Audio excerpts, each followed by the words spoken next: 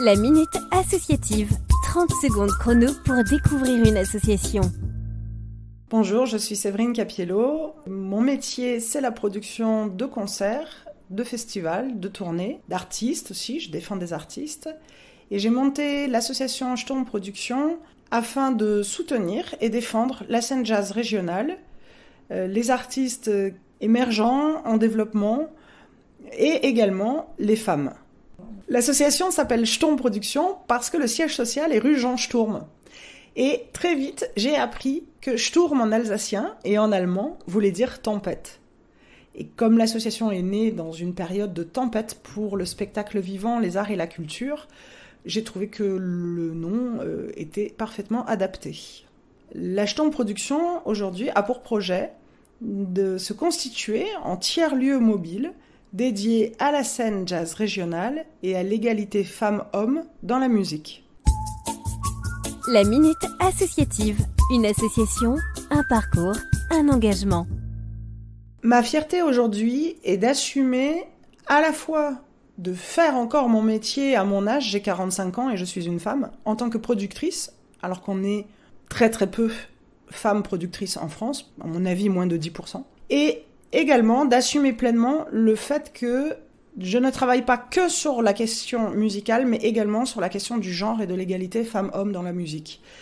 Ça peut paraître anodin, voire stupide, mais en fait, dans la culture, on est très isolé à tous les niveaux et enfermé dans le principe de l'art pour l'art. Donc on a le droit de parler que de l'art.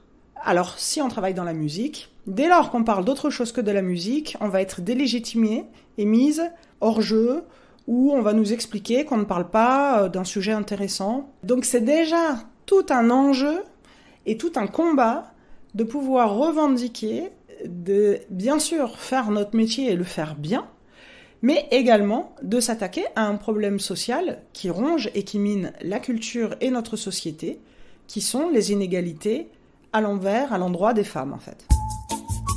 La Minute Associative. Le bon geste associatif, comment pouvons-nous vous soutenir ?